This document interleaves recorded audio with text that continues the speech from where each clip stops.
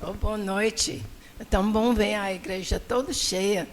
Muito alegria para mim e para Deus. Para vocês estar aqui hoje à noite para ouvir mais uma mensagem e para nos despertar, evangelizar ao mundo ao nosso redor, né?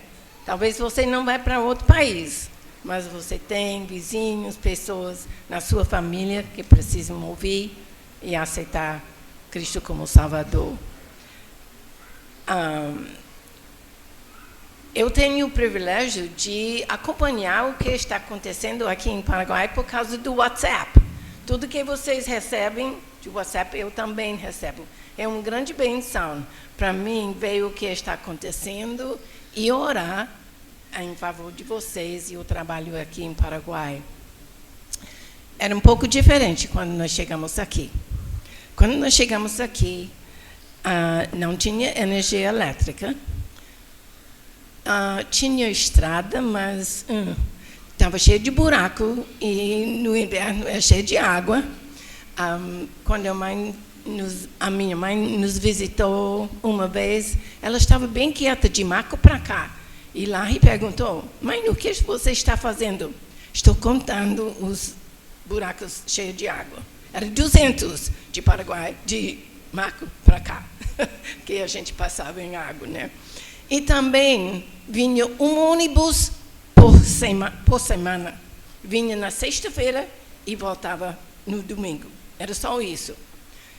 Os carros que passam aqui na frente da igreja, nós podíamos contar quantos carros passaram num dia.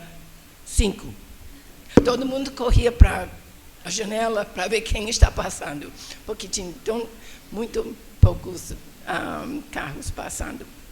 Mudou imensamente. Também não tinha correio aqui. A única maneira de mandar uma mensagem era de escrever uma carta e achar alguém que estava indo para tal cidade e mandar pela mão próprio, PMP, nas cartas. E foi assim que a gente mandou. Mais tarde, em Marco, tinha um correio e o pastor Kendo Nichols, que morava lá, e vinha ensinar aqui no Instituto Bíblico, e ele ia trazer a nossa correspondência, as cartas que chegaram dos Estados Unidos para nós. Toda segunda-feira ele vinha, trazia cartas. E eu me lembro uma vez, ele disse: seu Kendo, você tem carta para nós hoje? Eu estava esperando que a senhora não me ia perguntar, porque eu esqueci em casa. Então, mais uma semana para receber as cartas. Mas Deus foi bom. Deus nos deu um amor para este lugar, para vocês aqui, e também deu de vocês para nós. Eu admiro o que Ele fez. Não foi de nós, não, mas foi tudo de Deus que Ele fez nas suas vidas e em nossa vida. E realmente os nossos filhos estão muito alegres que eles foram criados aqui no Brasil, em vez de ter ficado nos Estados Unidos. E Deus é bondoso. Não há melhor vida do que seguir a Cristo e fazer a tua vontade. A minha mãe sempre dizia: eu prefiro ter os meus filhos no outro lado do mar, na vontade de Deus, do que no outro lado da estrada, fora da vontade de Deus. Muito mais importante.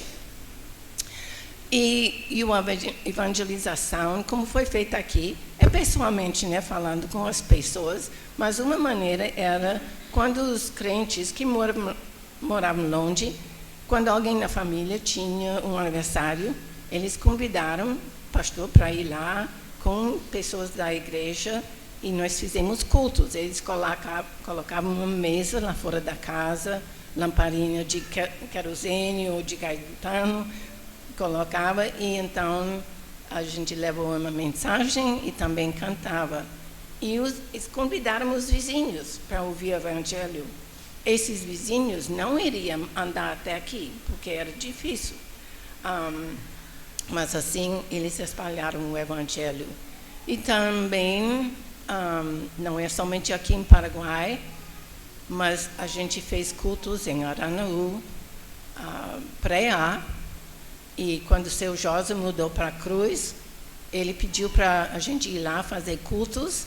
E eu acho que no começo, nos primeiros 13 cultos, houve uma pessoa salva cada culto. E então começou o trabalho lá em Cruz. E damos graças a Deus, porque foi o trabalho dele. Foi ele quem deu um crescimento para tudo. Agora eu acho...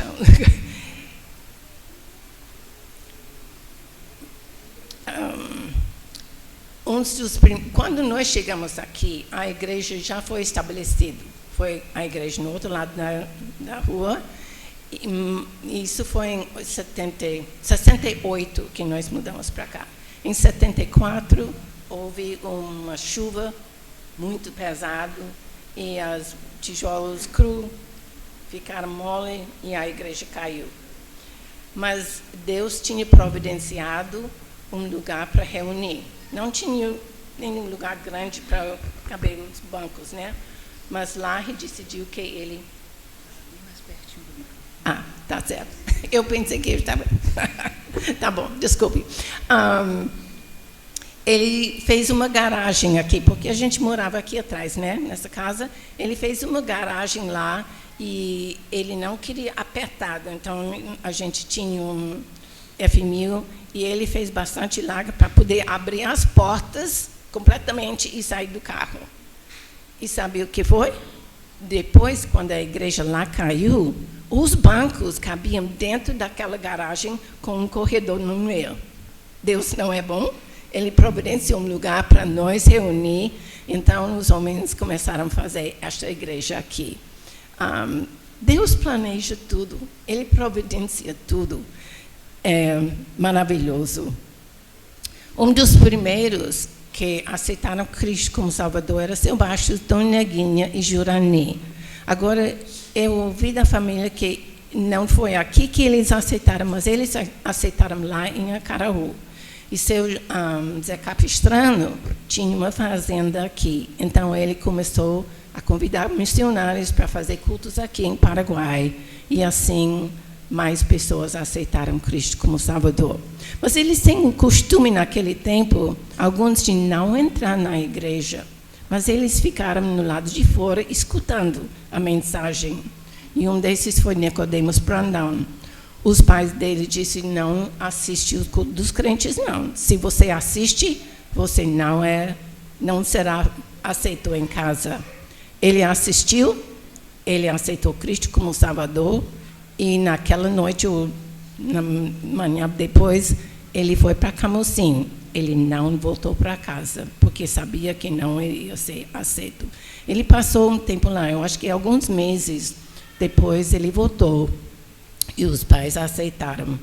E então ele estudou no Instituto Bíblico e foi o primeiro pastor brasileiro aqui nesta igreja. O versículo que nós escolhemos como nosso tema da nossa vida é em 2 Coríntios. Em 2 Coríntios, não. Desculpe, vou achar aqui. Eu não tenho lembrado em português. Foi pela sua graça que as pessoas... Não, isso não é versículo, não.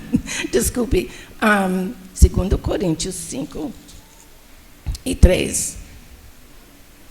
3 e 5. Desculpe. Não, eu posso.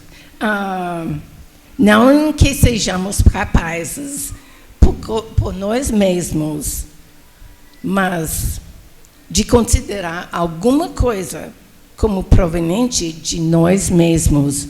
Pelo contrário, a nossa capacidade vem de Deus, que também nos habilitou para sermos ministros de uma nova aliança.